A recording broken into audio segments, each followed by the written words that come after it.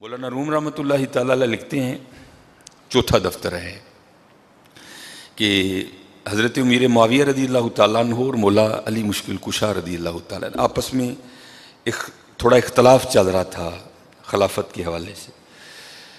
تو امام حسن رضی اللہ تعالیٰ عنہ گزر رہے تھے تو راستے میں یہ مجنوں بیٹھا تھا، کیونکہ یہ مجنوں پہلے مجنوں نہیں تھا، یہ اس کے بعد مجنوں بنا. اس سے پہلے اس کا نام قیس تھا اور یہ عرب کا ایک بڑا مشہور قبیلہ ہے، یہ اس سے تعلق رکھتا تھا، شہزادہ تھا اس کا. یہ بس حضرت عشق نے ڈس لیا، پھر حال و بحال کیا. تو لکھا ہے کہ امام صاحب نہ گزر رہے تھے تو یہ بیٹھا تھا، خود پہ ریت پھینک رہا تھا، کیونکہ عشق تے آتش دوہیں برابر اگے حضرت میری ساڑ چھڑ دا ککھ نہیں چھڑ دا. تو حضرت کا جب گزر ہوا تو آپ نے دیکھا کہ قیس بیٹھا ہے. تو آپ آ گئے اور آپ نے آ کر نا قیس سے پوچھا، قیس وہ تیرا کیا خیال ہے، خلیفہ کسے ہونا چاہیے، حضرت علی کو ہونا چاہیے کہ حضرت امیر معاویہ کو؟ ابھی مجنوں نہیں بنا تھا، ابھی یہ قیس ہی تھا. تو عشق تھا نا حضرت. وہ حضور بلے شاہ کہتے ہیں نا، سیو نہیں مینو رانجا سدو ہیر نہ کھو کوئی، رانجا رانجا کر دی میں آپ پہ رانجا ہوئی. اس کو کیا کچھ یاد رہا تھا، وہ خاموش رہا. امام نے پھر اپنا سوال دہرایا. آپ نے فرمایا قیس میں تجھ سے پوچھ رہا ہوں، خلیفہ حضرت علی کو ہونا چاہیے یا حضرت امیر معاویہ کو؟ تو آگے سے قیس جواب کیا دیتا ہے، حضرت نہ تے خلیفہ حضرت علی نے ہونا چاہیے تھا نا حضرت امیر معاویہ نے. تو آپ نے فرمایا پھر تیرے خیال سے خلیفہ کسے ہونا چاہیے؟ تو عرض کرتا ہے حضور خلیفہ تو میری لیلا نے ہونا چاہیے تھا. وہاں پھر حضرت نے فرمایا تھا انت مجنون، تو دیوانہ ہو گیا. وہ عشق نے تیرا یہ حال کر دیا، نہ تجھے حضرت علی یاد، نہ تجھے حضرت معاویہ یاد رہ گئی، تو صرف لیلا یاد رہ گئی. یہ سب سے پہلے امام حسن رضی اللہ تعالیٰ عنہ کی زبان سے نکلا تھا انت مجنون، وہ تو دیوانہ ہے. ایسا مقبول ہوا کہ ایس کسی کو یاد ہی نہیں رہا، رہ گیا تو مجنون یاد رہ گیا. اب مولانا روم لکھتے ہیں، آپ فرماتے ہیں یار اگر عشق لیلا یہ رنگ پیدا کر سکتی ہے تو پھر حضور کا عشق کیا رنگ لائے گا یار، پھر عشق حقیقی کیا باغ آباد کرے گا. اس لیے میرے دوستو اپنا وقت ضائع نہ کرو، لاؤ لو حضرت. تو حکیم صاحب رحمۃ اللہ تعالیٰ علیہ پڑھا کرتے تھے نا، جب تک چلے خوب چلائیں وہ سائے اپنے دی یاری.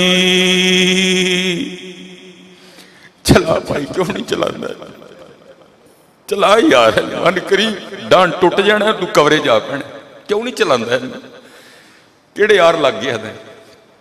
جب تک چلے او خوب چلائی او سائے اپنے دی یاری.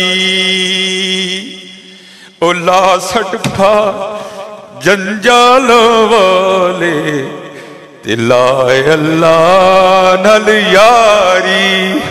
لا یاری لاؤ حضرت جی لاؤ.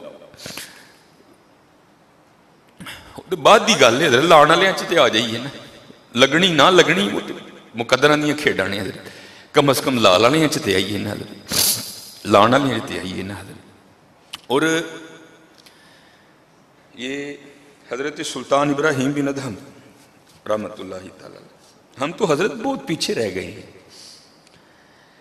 اب فرماتے میں نے نوکر خریدا، غلام خریدا، ذرا کام میں آسانی ہو جائے.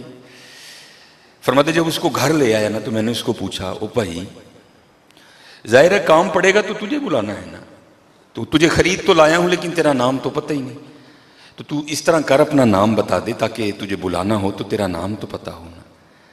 وہ اگواں سے جوڑ کے کہندا حضور نوکران دے بھی کو نام ہوندے نے، وہ جڑے نا نہ بلا ہوگے میرا وہی نا ہے. آپ بڑے حیران ہوئے یار کمال غلام ہے بھائی. آپ نے فرمایا بھائی دیکھ ہم نے تو دنیا ترک کر دی ہے، یہ گدڑی پہن لی ہے، چل تو مجھے بتا میں آتے ہوئے تیرے لیے نا بازار سے جو تجھے پسند ہے وہ کپڑا لیتا آؤں گا. رو کے کہندا حضور وہ غلاماں دی بھی کو مرضی ہوندی، جو تسی پاؤ گے میں وہی پاواں گا. آپ بڑے حیران ہوئے.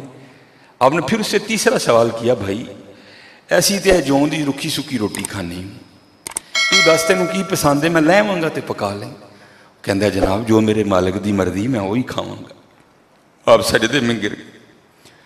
یا اللہ یہ کیسا غلام ہے, کاش میں بھی تیرا ایسا ہی غلام بن جاتا, کاش میں بھی تیرا ایسا بندہ بنتا کہ جو تیری مرضی ہوتی وہی میں کرتا, جو تو کھلاتا میں وہی کھاتا. لیکن حضرت دیکھو تو صحیح ہم نکل کس رستے پہ پڑے ہیں. اپنے اللہ نو راضی کرو, اپنے اللہ نو راضی کرو. بہت بار بار نہیں جو موقع ملنا. میرے حکیم صاحب پڑھا کرتے ہیں اج ساہ بھی نے کھلے راہ بھی نے, ٹوک نو کھڑے ٹکنے نہیں, ٹر پئیے تے منزلہ مک جاون گھر بیٹھیاں دے پینڈے مکنے نہیں. ٹرو حضرت جی, ٹر پو مدینہ پاک کل انشاءاللہ. پھر ویکھو حضرت جی رحمت ہوندی ہے کہ نہیں.